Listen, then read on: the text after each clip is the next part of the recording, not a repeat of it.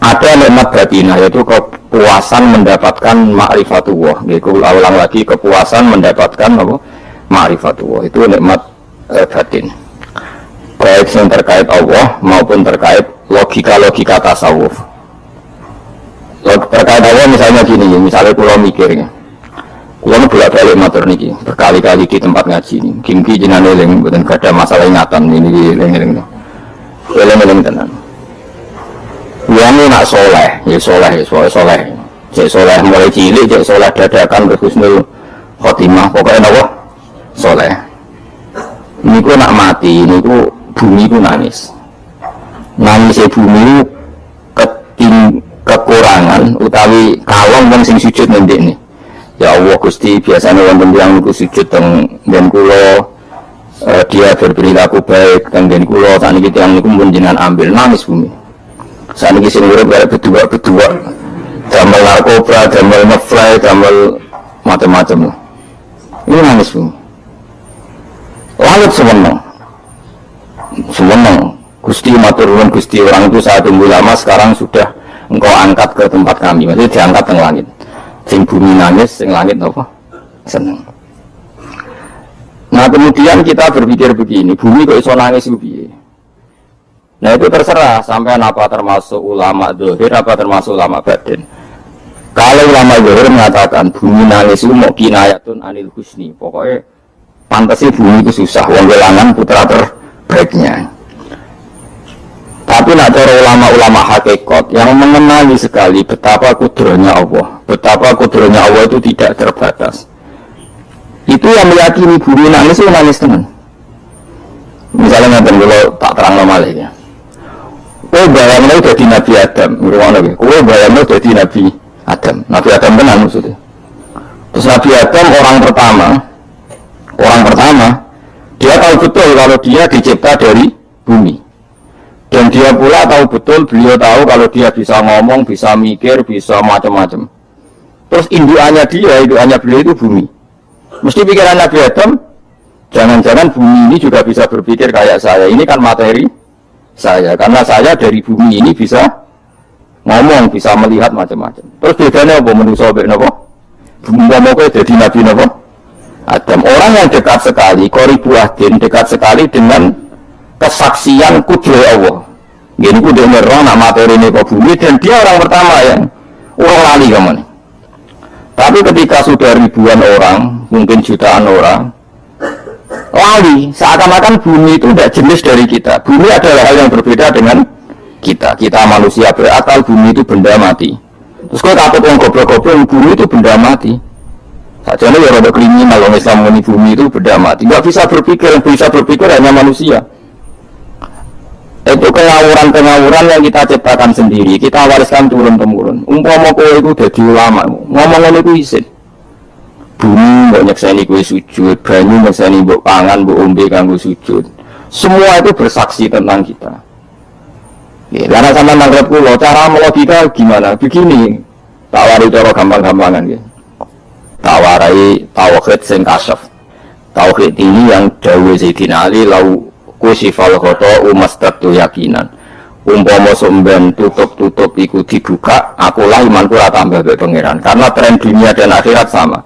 Zaman yang dunia ya Allah ala kulli sehingga tinggal zaman yang akhirat ya Allah ala kulli sehingga cara Sayyidina Ali somben aku semakinlah imanku ora tambah meskipun aku swarga neraka.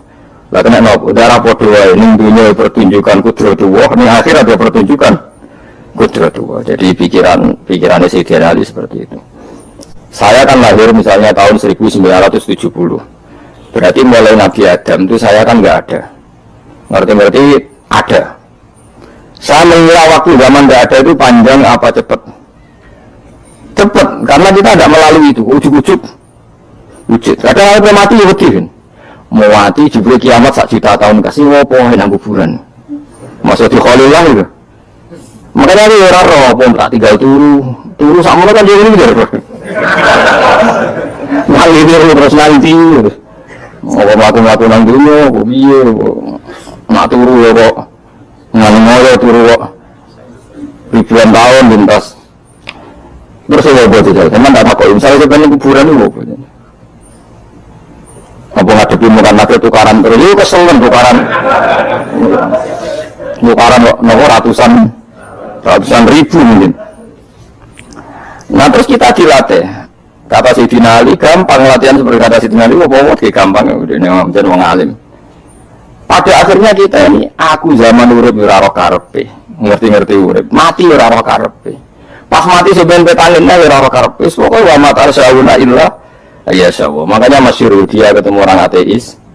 Dia orang ateis itu anti Tuhan, anti Tuhan pokoknya. Dia ditanya, lalu kamu hidup itu karena siapa? Ya enggak tahu hidup. Lalu kamu mati yang menentukan siapa? Ya enggak tahu, kalau tahu mati. Ya berarti Anda enggak bisa menentukan diri kamu sendiri. Akhirnya dia taslim, ya ada yang menentukan. Nah, ya ada yang menentukan itu dalam Islam disebut apa? Allah, disebut kalimatu haqqin alaiha nahya wa alaiha namut. Jadi kalau maknanya itu kalimat yang benar-benar nyata, yang karena kalimat itu pula kita mendapat kehidupan, yang karena kalimat itu pula kita mati, yang karena kalimat itu pula kita akan bangkit lagi. Itu yang makna hakikat. Tapi kalau makna syariat tidak begitu, kalau makna syariat begini, dan ini benar juga. Mengenai ada di ulama, ciri utama ulama itu jami'ul bayan. Dia kalau menjelaskan itu indah sekali, dan orang pasti taslim. Sama dengan tak warai tenan. Sama kan biasa wiridan wa ilalu kan biasa, mulai mimpin tahlil sampai kepeksa ke tahlil melok, sampai singgaran bid'ah akhirnya melok tanggane apa? Tahlil. Soalnya kata Ibnu Qayyim Al-Jauziyah dalam kitab Zadul Ma'ad. Kitab Zadul Ma'ad itu kitab kesayangannya Sayyid Abdul Al-Haddad. Sayyid Abdul Al-Haddad itu pengarang kitab Zadul Ma'ad. Padahal kitab ini dikarang oleh muridnya Ibnu Taimiyah. Abdul Al-Haddad itu gak senang Ibnu Taimiyah tapi senang muridnya. Jadi di sini ulama ya demokratis. Gak senang gurunya tapi senang. Saja nih Ibnu Taimiyah ini orang baik. Ya ulama top ya baik, ya waras top.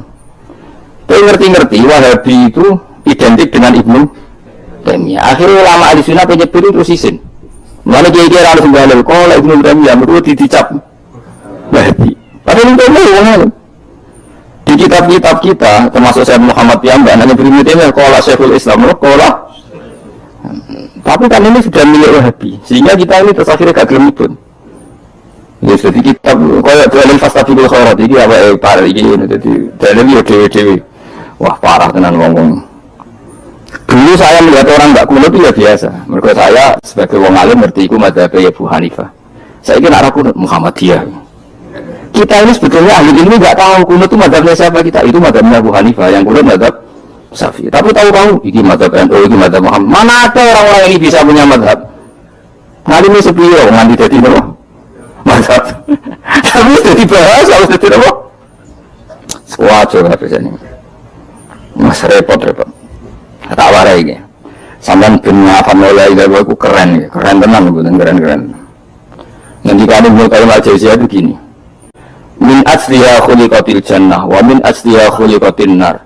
Terus wa min asliha khuliqatid dunya, wa min asliha bu'isatir rasul, wa min asliha qatala rasul. Waduh, sampai sekarang saya tidak bedai, surga itu kan digawe kelas VIP mewah. Terus jari bukan ini tidak terlalu kan, nak bingung itu sebetulnya. Kira kita enggak, betul kok, wahyu kafe kan, orang orang yang keriting, wahyu kafe, terus gak tahu dulu orang dia. Kadang bocah kita salah aja dulu. Oleh dari sifatnya maksuratun fil khiyam, jadi gak tahu kelurahan yang tinggi. Wahyu kafe, wah. Surga yang semewah itu selek itu ya bagi mereka sing lafadzna atau yang menerima la ilaha illallah. Neraka sekarang dibikin dalam itu. Jari Abu Hurairah neraka itu tes-tesane benda kamu jatuhkan ke neraka itu untuk sampai ke bawah itu nunggu 70 tahun. Kila 70.000 tahun. Dikira hati untuk ceplok dan neraka itu ceplok ini menteni 70 tahun. Betapa dalamnya. Ini tak lebih guru loh yang misalnya. Wah itu kontrak kemana saja tidak sanggup disuruh medok ke dalaman neraka.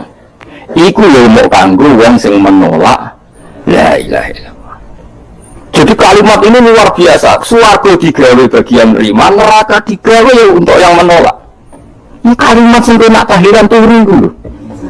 Iku kalimat sing alasan Allah dari swarga. Terus kalimat sing suwe-suwe sing lafal darani bid'ah iki. Itu kalimat sesakral ini itu akhir zaman pun tak. Gara-gara dilafadzkan tahlilan tersangka jadi apa?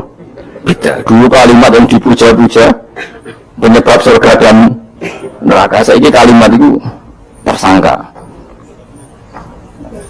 Mau perkara napa? Beda. Jadi sekali melok-melok, gue debat ya iso mati aku sebarno iso. Mau terusno kok dalan kok. Dah. Berarti la ilaha illallah itu kalimat yang surga dibikin karena itu, neraka dibikin ya karena itu. Kemudian Allah punya sunnah, lalu butuh pelatihan. Dikasihlah Allah dari bumi. Dia manusia butuh latihan, dibikinlah bumi. Dan dia latihan ikrar la ilaha illallah dengan sadar, dibikinlah bumi, lihat dua terus dites. Wes dikei bumi, ono makanan, ono minuman, ono wong wae, ono pegatan macam-macam, ono diutang semulut macam-macam. Gue ngetes, eling la ilaha illallah, eling utang, eling la ilaha illallah, eling kasus kok dites. Karena nggak fair kalau Allah bikin itu kemudian nggak dites, dibikinlah darul imtihan. Dunia itu bahasa Arabnya darul imtihan, tempat tes-tesan. Imtihan mana apa? Tes, lihat beragam diuji. Wes diuji kita hidup. Artinya kita dihidupkannya pun oleh Allah demi tes-tesan. Lain-lain disebut kalimatul haqqin alaiha. Nah ya sebenarnya kita hidup pun ini untuk dites. Pada akhirnya lain-lain apa enggak? Paham ya? Terus dites. Allah itu juga secara hukum itu kan nggak fair, dites kok nggak punya pemandu, dibikinlah rusul, diutuslah para rusul untuk pemandu. Tes itu kan butuh seru, pak pemandu itu orang-orang musuh kan nggak seru, dibikinlah setan. Saat ini sebagian kita sudah setan, tapi ini ben seru. Lalu nggak setan kan minal jinnati, mana semangsamu setan sopo, baik setan minal jinnati. Mana? Jadi kan namanya Alhamdulillah Masyaitanir Rajim terjemahannya berlindung Allah dari saya sendiri ya Allah itu. Itu kalau lama dulu biasa Alhamdulillah min syururi anfusina wa min sayyiati a'malina. Sebenarnya kita berlindung hanya dari setan yang jauh, iblis pun enggak. Ya setan diri kamu sendiri, min syururi anfusina, dari kejelekan diri kita. Ngomongnya diujuk, soalnya setan tuh makhluk gaib sing piye. Lah kowe ku sapa? Ngantuk maksiat terus berkeluar klop roh mbek setan klop terus maksiat. Dah Allah ngutus pemandu yang ngecil setan ben fair. Napa? Fair. Jadi semua dari ibtila ini juga demi kalimat. Makanya disebut kalimatul haqqin sing alaiha nahya. Kita hidup ya demi mendapatkan kalimat itu. Kita mati nanti ya demi kalimat itu, hanya mati ke neraka ya karena kalimat itu kita menolak atau mengabaikan. Masuk surga ya karena kalimat itu kita hormat, kita benar dalam memperlakukan kalimat itu. Berarti alaiha nahya wa alaiha namu. Terus wa alaiha nub'as kalau kamu termasuk minal aminin ya nub'as minas solihin, kalau minal kafirin ya nub'as minal zalimin. Tapi semua desain dunia ini hanya demi kalimat la ilaha illallah Muhammadur Rasulullah. Nah ini kan penting. Bagaimana mungkin kemudian kalimat sesakral ini, sehebat ini, kemudian ada orang tahlil kamu tidur. Kok iso? Kok jangan kok iso nonton? Misalnya dia mangkel, kalau mangkel sing mimpin Gus, kesuwi ya barbar. Bagaimana mungkin kalimat yang menyelamatkan Anda, kemudian Anda anggap problem? Elek gak? Elek. Apalagi kamu anggap ini bid'ah. Nggak cara kula, oke lah. Dulu nggak nama itu gak ada tuntunan Nabi. Tahlilan gak ada tuntunan. Tapi semua itu kono tok.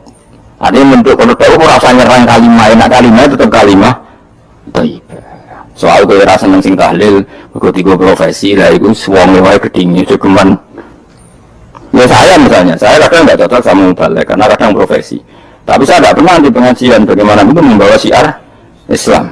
Tapi kalau mubalik kadang orang seneng, kadang tak untuk biro. Bareng sama di sidik, bukan sumber untuk transportasinya. Ngomong kok seneng ini. Tapi dia terus ketul, liur itu membawa syiar Islam. Mana ada pengajian didengar orang banyak tanpa mubalik? Gak iso. Gak iso melepokno barang-barang apa penting jadi penting iso.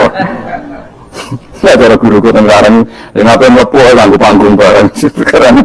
Tapi katanya benar. Yang namanya modern mubalik ya itu bisa benar bisa salah. Tapi kamu nggak boleh gedeng kalimat, nggak pilih kalimat itu kalimat hak. Ini penting kalau utarakan. Sehingga zaman Nabi Sugeng ini rumah tenang ngaji belum. Zaman Nabi Sugeng ada sahabat. namanya itu Usamah bin Zaid. Ini sahabat kesayangannya Nabi, Hibbu Rasulillah. Usama itu diutus Nabi perang. Ini dengerin, diutus perang. Pas perang itu si kafir tadi meninggal temannya. Ada yang tangannya putus, kakinya putus. Wah, seorang kafir ini sudah luar biasa. Bacok sana, bacok sini. Ketika terdesak oleh pasukan Usama, kebetulan Usama ini cakap ya, sama beberapa temannya orang Ansor. Orang kafir yang sudah kotoa arjuana wa kotoa aidiana, dia pas terdesak bilang la ilaha illallah. Bersama Usama tetap ditusuk, dibunuh karena dia berpikir ini qolaha mutawi dan dia melafazkan kalimat itu hanya berlindung dari pembunuhan. Setelah dilaporkan Nabi itu marah besar. Nabi ngendikan kaifa anta ya Usama bila ilaha illallah idza ja'at bika yaumil qiyamah. Kowe nek ditakoki la ilaha illallah ku piye? Piye wis ngomong la ilaha illallah, tapi sampai ngomong terus sause ngetoki tangan kula, maksud tangan kula tangan kelompok saya, tiga saya. Nabi itu terjawab kaifa bila ilaha illallah idza ja'at bika yaumil qiyamah. Kok Nabi menyoal terus. Sampai menjadi fatwa ijma'nya fuqaha, siapapun yang melafatkan la ilaha illallah harus kita terima meskipun qolaha muta'awwidzan, meskipun saat melakukan hanya cara zahir berlindung dari kematian, sehingga kita terima. Orang kafir yang 80 tahun kafir melafatkan la ilaha illallah 1 menit menjadi mukmin. Sampai ada ayat kulil ladzina kafaru iyan tahu yufar lahum ma qad salam. Ini kalimat yang sakral, bahkan kafir yang 80 tahun saja menjadi mukmin hanya karena melafatkan la ilaha illallah. Mulai yang ngaji saya, yang senang saya, jangan pernah kamu mengatakan ada bid'ah yang orang bisa jadi kafir. Bagaimana mungkin orang mukmin yang ke kuburan dan melafatkan la ilaha illallah kamu katakan kafir? Padahal kalimat ini yang kafir 80 tahun saja menjadi mukmin. Saya itu orang melafatkan la ilaha illallah mergo salah tempat pinggir patok barani kafir. Kok aneh? Mungkin kafir orang tua tahun itu jadi mukmin ini gara-gara ngapa nolak jadi kafir. Mereka mau salah kali, salah tempat. Mungkin berapa? Patok. Dia nara cocok menganggur, yang sering ziarah menganggur. Nyatanya ya tenan. Cara ini pegawai negeri rasa sering ziarah. Nah itu, tapi rasa muni kafir gak mungkin lah. Coba kalimat ini itu orang kafir yang 80 tahun menjadi apa coba dengan melafatkan kalimat ini. Mukmin kan? Berarti kalimat ini adalah kalimat penghilang kekafiran. Lalu karena dilafatkan secara salah dianggap kafir. Hanya karena bid'ah itu tidak mungkin. Makanya sebetulnya Wahabi yang alim-alim itu tidak berpendapat demikian. Saya punya beberapa referensi Wahabi yang alim itu tidak pernah mengkafir-kafirkan orang karena perdebatannya seperti itu. Misalnya ini kuat. Sebenarnya kalau orang alim itu ya mirip-mirip. Entah Wahabi entah tidak mirip-mirip. Karena kalimat tadi. Wahabi itu kitab terbesarnya itu Ibnu Taimiyah. Ibnu Taimiyah itu punya murid Ibnu Qayyim Al-Jauziyah. Sampai sekarang saya lihat di fatwanya Ibnu Taimiyah itu begitu hormat sama orang-orang kita ini sama. Tapi tahu-tahu lewat penyaduran sana sini terus menjadi kacau. Jadi kalau kalian malah ya sampai nak kepengen duit nikmat batinah seperti tadi yang saya utarakan. Swarga dicipta sedemikian mewah ya demi yang menerima la ilaha illallah. Terus neraka dibikin se ekstrim itu juga bagi yang nolak. Kemudian dibikin baru pelatihan yaitu dunia ya karena kalimat berarti kalimat ini luar biasa. Wa biha qamatis samawati wal ardu. Kalimat ini pula menjadikan langit bumi berdiri. Lalu sekarang kita bisa ngomong, bisa berpikir, bisa ngadekno BPKB macam-macam. Itu karena kita sendiri apa karena kudratullah? Saya tanya. Karena kudratullah. Kalau karena kudratullah, apa susahnya Allah bikin kemampuan tanah ini nangis, tanah ini susah. Wong bodoh-bodoh kowe iso nangis, iso mikir mergo kudratullah, tidak karena kamu. Harusnya ya sama, bumi-bumi ini bisa menangis juga karena kudratullah. Makanya bumi ini menangis ketika nggak ada orang yang sujud. Itu ya mungkin. Wong zaman kowe iso nangis ya karena kudratullah. Mestinya bumi yang kamu katakan benda mati, hakikatnya dengan kudratullah juga sama dengan kita. Mulanya pembeli kitab Al-Husunul Hamidiyah. Kalau merasa utang tenan bagi kitab dulu saya ngaji 2 tahun kitab Al-Husun. Kitabnya kecil tapi saya ngaji itu 2 tahun. Berkali-kali saya ulang. Itu beliau cerita gini.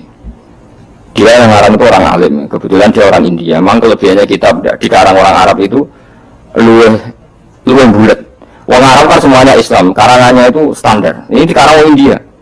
Di Tonggo Blodor, di masjidnya ada di karang ulama yang masyarakatnya itu tidak karu-karuan. Dia cerita itu gini, manusia itu punya satu kebodohan, di mana kebodohan itu disebabkan oleh robtul asbab al-adiyah, mengkaitkan sebab sing biasa-biasa. Misalnya gini, sama saya tak omong nih, misalnya ada orang bilang gini, batu ini nanti itu menjadi ayam, orang bilang mukhal apa enggak? Enggak, jawab saja mukhal. Kenapa bilang mukhal? Karena dikira enggak bisa kan? Enggak, jawab saja, jawab satu-satu. Batu ini menjadi ayam, kamu jawab mukhal. Alasannya apa? Alasannya enggak mungkin terjadi, apa kamu enggak bisa? Sebetulnya karena kamu enggak bisa.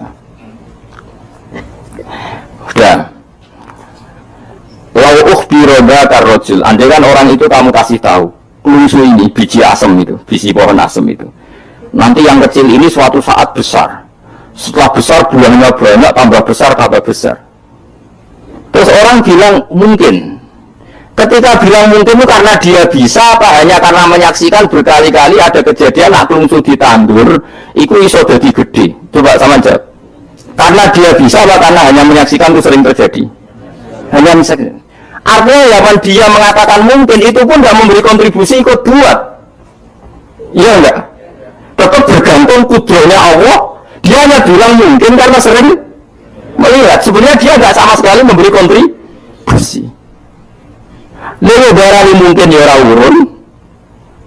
Paham ya? Lalu kenapa dia kecangkeman terus muni wong wis mati dadi lemah gak mungkin dadi manusa meneh. Lho zaman dadi manusa wis ngene iki kok mani dhewe lama-lama gawe. Terus muni mungkin kok sering terjadi, sering roh, sering bersaksi. Berarti sebenarnya manusia itu pakai ukuran dia mampu tidak mampu apa pakai ukuran bersaksi melihat. Bersaksi. Nah ini kan problem, kita sebagai manusia itu problem. Mulai disebut wa kanal insanu gayuman jauh wis goblok aja-aja. Mereka manusia itu gak wis goblok aja-aja.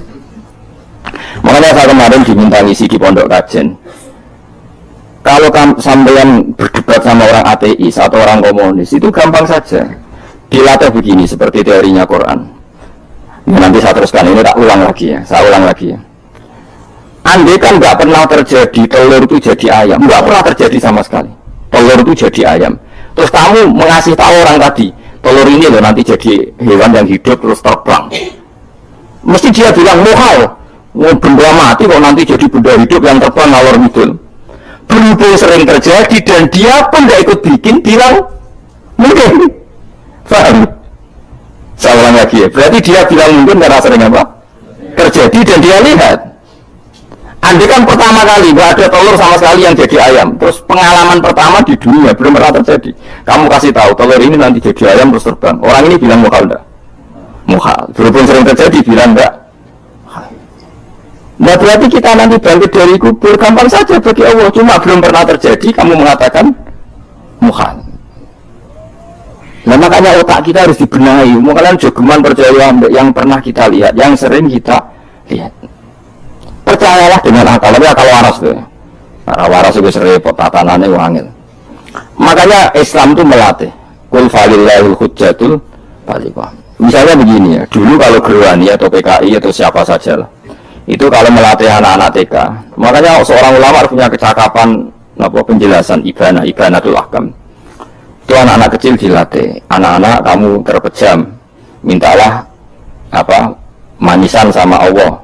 Ya Allah saya minta manisan, saya minta permen.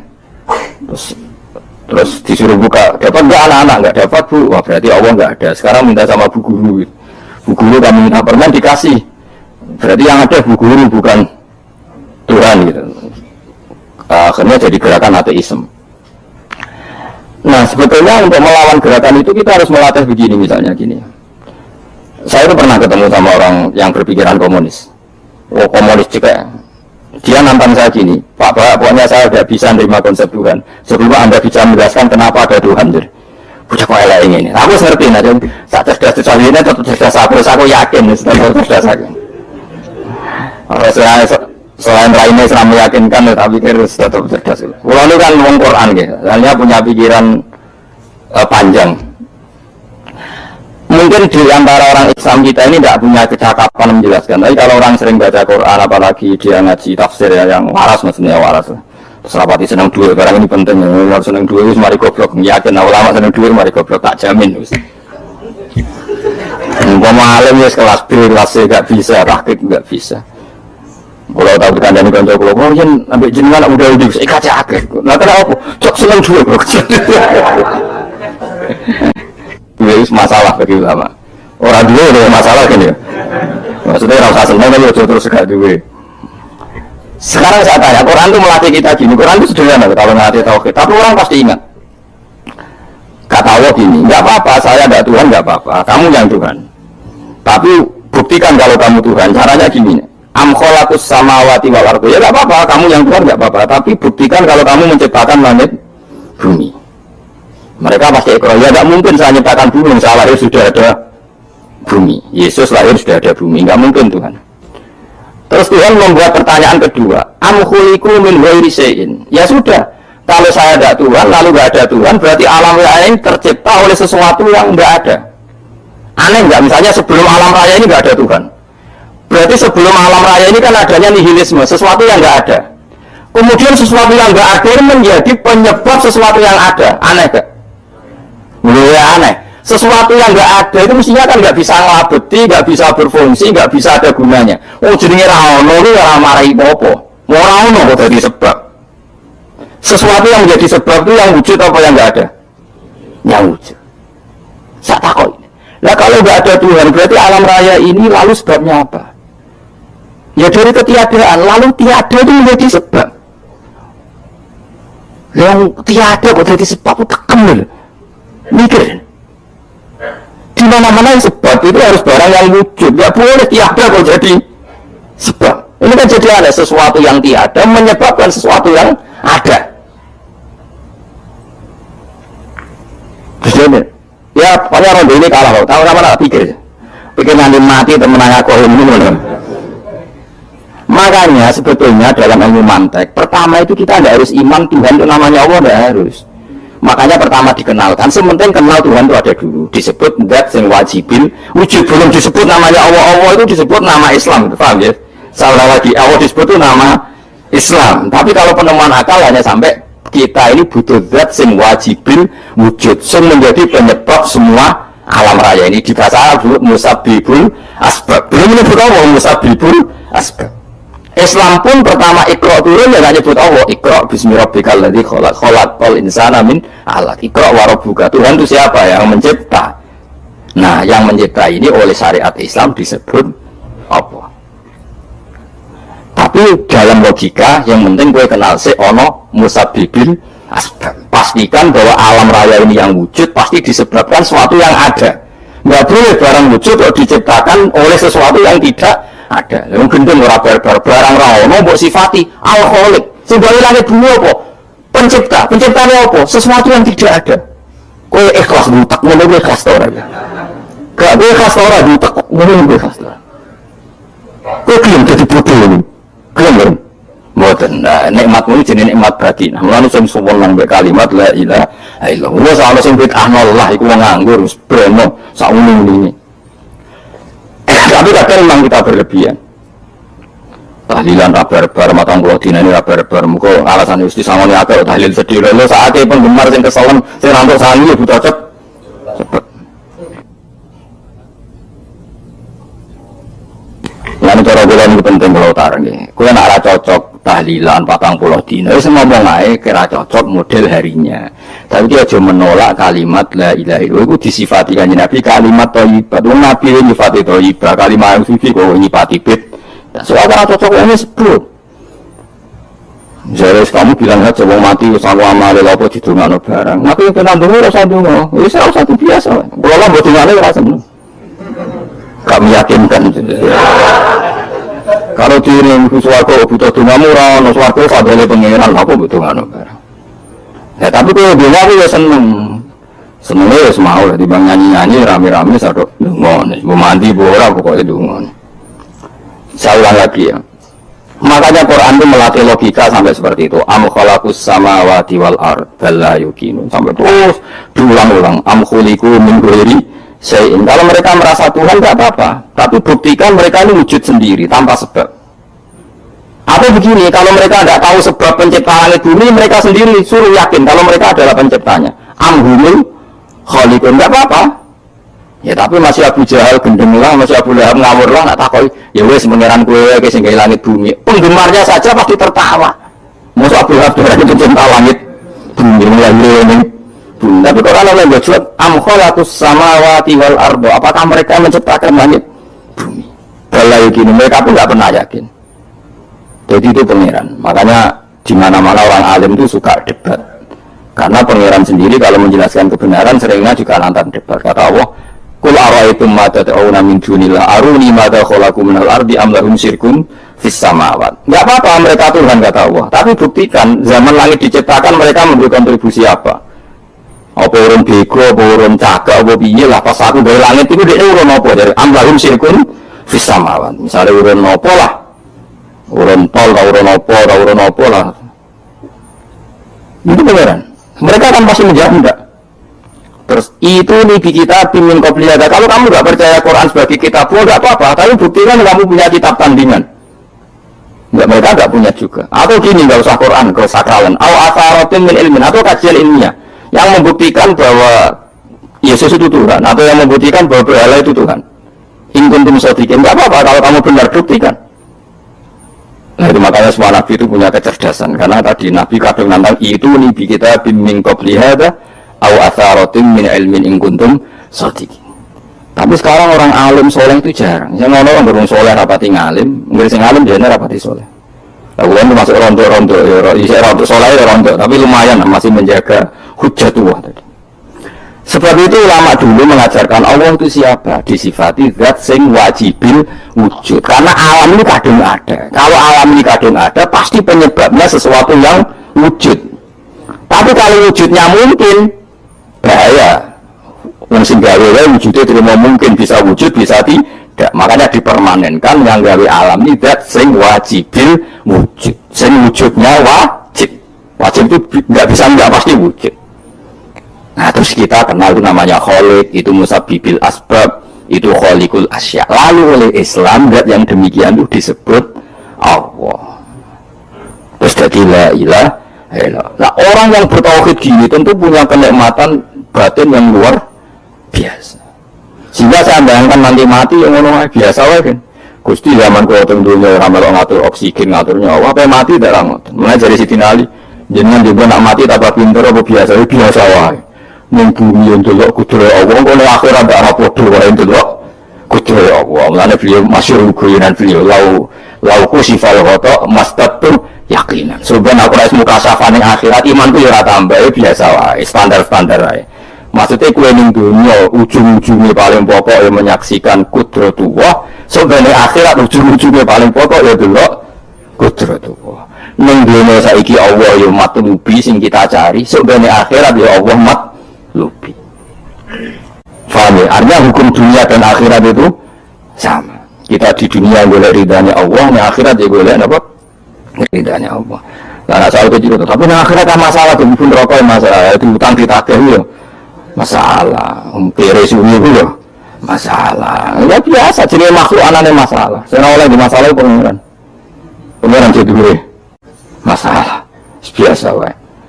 Lah mangane kula suwun ya geman ketemu ulama. Tapi ulama itu sing iso nerang, mulane ketika ulama-ulama itu kemampuan Quran wal kitabil mubin, kitab semampu memberi penjelasan itu sing iso maris ulama.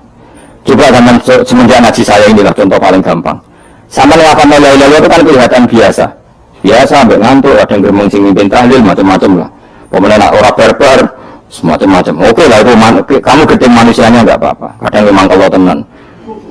Memang kalau tenan dia itu sering kula takon, kula nak kiai lah, sering jejer kiai. Usah tahlil, kan kula wani betul, usah tahlil sama wae sungkan cepat. Ku goblok men seneng sing bisa berbet emang kalau sak menambani sing kesusu.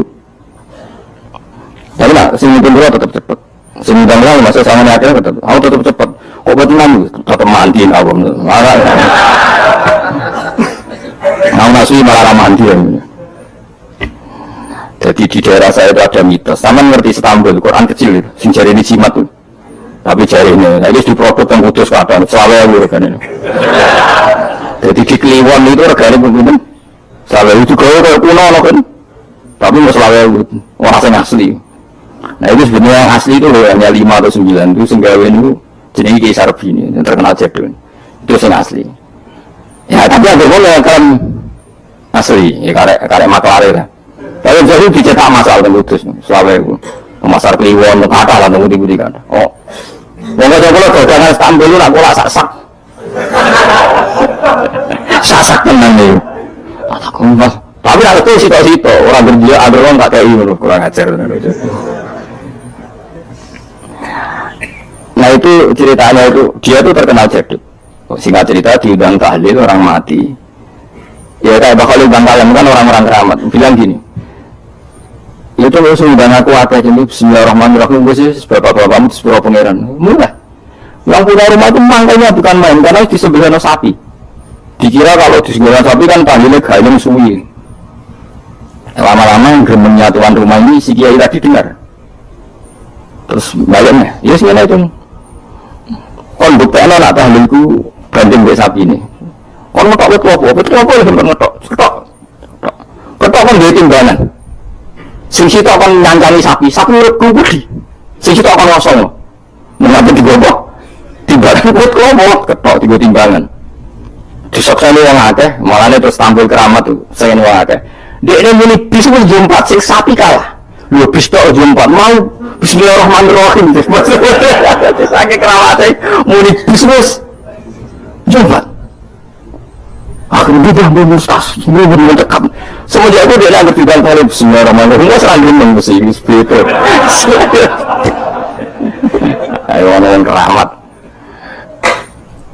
ini orang itu yang di pasar piring sehingga Islam dia anak putunya kata kalau sing kenal kata sing gitu roto-roto deh penggemar pulau sana ini aku rasa ke Istanbul kalau di pengiran ini gak ada keramat itu keramat terang hujjah tuh itu tadi logikanya Quran makanya sebetulnya Quran itu pertama ngajarkan kita nggak apa-apa mereka ngaku Tuhan tapi kita cek apa mereka menciptakan langit bumi ketika ditanya mereka bilang enggak juga ya sudah berarti kita ada ini tanpa sebab amkhuliku min syai'in kita diciptakan tanpa sebab aneh juga secara akal kan masa kita yang ada disebabkan oleh sesuatu yang tidak ada. Akhirnya kita temukan penyebab itu bernama musabbibil asbab atau wajibil wujud. Lah yang itu oleh Islam disebut Allah. Kemudian itu jenis kalau kamu sudah sampai seperti itu berarti kamu punya nikmat zahiratan wa batinah. Iya al-ma'rifah kata Imam Suyuti nikmat batinah itu ma'rifat. Nah ma'rifat seperti ini yang ma'rifatul anbiya, ma'rifatul ulama, ma'rifatul auliya, ma'rifat yang la tuzalziluhul fitan yang tidak mungkin diguncang oleh fitnah karena sudah permanen. Jadi disebut sibghatullah wa man ahsanu minallahi sibghah sudah permanen sudah menjadi sibghah. Nah ini insyaallah yang seperti ini yang tidak bisa diguncang oleh fitnah apapun. Ya kamu harus latihan terus latihan. Akhirnya ya butuh pelatih. Nah, aku sengaja itu mau rok saulan pisan setan kompetitor ya awal terus lah itu masalah pelatih orang-orang setane nah itu raro nah itu sekolah melo-melo nah ini karena dia pun seru kan mesti anak pelatih anak pengganggu nah pelatih saulan pisan pengganggu nih aja tapi sekali yakin inna kaidah syaitan karena apa doifa saya yakin wa kerja al-haqqu wa zaqal batil wis masuk awal bedino itu barang batil tetap zaqal haqq apa al-haqqu wasa kontak, terus yakin. Nanti kok kandani setan, meski awal aku terus gak ngarah bisa ngalah no barang hak.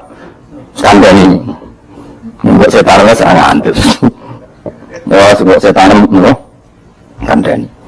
Jadi sebetulnya ini pentingnya ulama. Jadi jangan kira tradisi ulama itu kayak dibayangkan para peneliti. Peneliti rata-rata orang kampus. Kadang-kadang penelitinya tidak ulama. Rasanya jadi ulama. Sebenarnya kalau di kalangan ulama biasa, misalnya Sayyid Abdul Al-Haddad itu termasuk Qutbul Irsyad. Beliau biasa saja baca kitab Ibnu Qayyim, padahal muridnya Ibnu Taimiyah. Dulu lama dia biasa saja. Saya ya berkali-kali tidak kunut, tapi bukan karena apa-apa ya. Abu Hanifah ya nggak kunut, dia biasa saja. Mertua mbahnya istri saya itu, keluarga istri kiri itu kalau sholat kunut terus sampai ke kunut. Dia biasa saja ada madhabnya. Karena kunut nazilah itu karena ada masalah. Zaman akhir masalah. Makanya beliau kuno terus nggak apa-apa itu ya nggak masalah. Yang masalah itu ilmu kurang terus kecangkeman itu masalah. Wes kena kurang paham. Saya pernah ya ngaji begini di mana-mana ya. Dulu saya masih ingat sholat jenazah itu pasti di depan. Terus saya melihat nanti di kitab Mahali. Kenapa sholat jenazah harus di depan? Ya karena memang mulai dulu yang namanya sholat jenazah itu di depan, mayatnya di depan.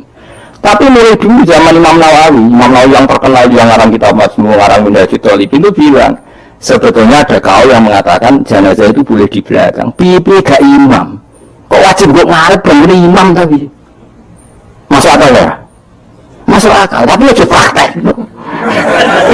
Ya mau ngomong masuk akal, tapi masuk akal ora imam lho wajib gue ngarep. Itu alasannya apa? Kok iso wajib udah kok ngarep ora? Nah sekarang terbukti di Arab Saudi. Di Arab Saudi era dulu itu setiap jenazah itu kalau sholat diletakkan di depan, dekat Ka'bah. Singkat cerita tahun 84 atau berapa, ternyata itu senjata laras panjang. Jadi senjata panjang dibungkus pura-pura apa? Jenazah. Setelah di depan ternyata senjata terus dipakai pembantian. Tapi ya, akhirnya nggak banyak korbannya, memang dilindungi Allah. Semenjak itu trauma. Sekarang tuh sama kalau sekarang haji atau umroh kan tiap batal maktubah kan harus sholat jenazah. Itu jenazahnya di kamar jenazah nggak di depan, artinya kan di belakang musola ya Pak, di belakang ya sholat. Nah ini alhamdulillah itu zaman Imam Nawawi termasuk sudah mendiskusikan itu, ada kemungkinan yang kita sholat itu di belakang kita.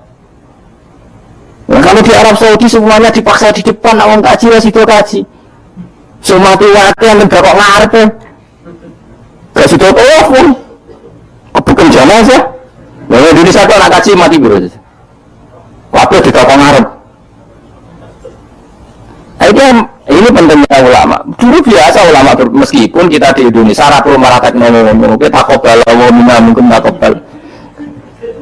Karena saya pernah alami di kampung saya itu kan biasa kalau mayat itu kan dasi nggak lor sikilnya begitu madep kiblat. Makanya gitu lah orang madep kiblat pokoknya sirah yang lor sikilnya gitu. Wah itu sudah berpuluh-puluh tahun mungkin ratusan tahun sudah. Kemudian gala itu ada tadi kita satu tamu itu berkeyakinan sirah yang gitu. Di sini kan ada madep sebagian sirah yang gitu sikilnya lor. Kemudian tamu itu keluarganya. Akhirnya hasil yuk mindah, yuk muter. Gak tahu tonggo kan begini barang rawani, serawani. Terus dia takut aku, Gus ini kalau jenengan sepunti. Ya nanti baca pulau kan muter dulu. Wong ini kan ngamu, terus ngamu. Sesuai dari wong. Yang bawa keputusan tertinggi nih Gus Pak Dawi biaya dari Mudin. Tak mau ini. Kalau nunggu sinau fakir suwe, cek ndas nih ngelor cek nih gitu. Mak itu bulu kalau kau le pengen zaman putar mau putar. Tenang lah, apa namanya? Kalau sinau fakir mau suwe, mana ada mau siram ngelor mau gitu. Mak itu bulu kalau kau le. Saya kira mikir, iku Gus Pak masuk itu mikir. Yang pun Gus mau sholat. Jadi artinya kalau dalam khazanah Islam itu banyak sekali. Karena fikih itu masalah furu'iyah, ini masalah apa? Kamu gak, yang kuiso kudu tenan itu tentang kalimat dari Allah tadi kudu tenan orang kan soal-soal itu gampang. Saya ini sholat gaib misalnya kemarin Pak Hasim Muzadi wafat, orangnya wafatnya di Malang itu letaknya Jogja, oleh gak orang Jogja surat gaib? Oleh kan, padahal majidnya bu ngeri. Waktu sesuatu fatwa nama itu di orang Arab, yang di timurnya Malang boleh sholat gaib, yang baratnya nggak boleh karena mengkuri mayit. Gendeng wajah aja. Ibu orang soal ngaji itu sengkata, malah kata merasa kecangkeman. Mana dalilnya? Orang mau kitab kok konro. Kalau tahu kapan lu, kus dalilnya mana? Dia ngajak bantah apa petako? Nah ngajak bantah nih rawa film dorong kok ngajak bantah sengroh. Lu dia cerita kok dalilnya mana? Lu bantah kok takok. Bantah ini mesti ini khaswananya banyak, referensinya. Bantah kok takok. Dalilnya apa Gus? Dari itu takok pun ngajak debat. Nah takok tak didongno, tapi gue muridku takok. Lah nak debat itu aja takok, kita pun sakdus waktu sakdus. Takok Gus takok. Takok. Saya ngapain rasa ketangkeman ngono to. Jadi kalau seperti itu gampang kalau Furia tadi logikanya kan jenazah itu tidak imam. Kenapa sih wajib di depan enggak imam? Sehingga alasan di depan karena mulai dulu ulama kalau nggak ada kondisi yang luar biasa ya umumnya di depan ya kita ikut di depan. Lalu di depannya apa sih lain yang luar apa yang gitu orang tahu nginceng mana jual mana bungkusan, ya semua bungkusan ya wis. Mulane wong ora usah kecangkeman. Nak nuruti eskal. Misalnya ke sholat saya ini madhep kiblat. Tetap ukurannya itu pas ngadeg. Lah nak sujud ya iki madhep ndi? Ayo tak takoki. Kowe nak sholat kan madhep kiblat. Ya ora pas ngadeg. Jadi pas sujud. Iya, madhep kiblat itu tapi istilahnya itu madhep kiblat. Orang kok kowe arah foto ngene. Sholat wajib madhep kiblat, nak ngadeg. Nak rukuk madhep bumi, nak sujud ora ono pakai ngono iku. Wong elek ngono, cangkem elek ngono. Ora usah ngono wong madhep kiblat muni madhep. Ora usah kecangkeman gawe sarah. Madhep kiblat itu nak ngadeg, nak rukuk. Geneman ngono. Mane sing apik, dadi ulama sing apik. Ilmune akeh tapi biasa wae. Mbak ulama biasa mbek wong. Ora biasa. Ora aja jerukun wong ora ngerti sing ulama ndi ora. Ya ini diangkat oleh Habib Anis kerja akad-akad mereka. Ini wong raro budaya ini disembus bayu kan sepodo wae. Tanggangi wong sepodo wae. Ulama ketara ana ngomong hukum.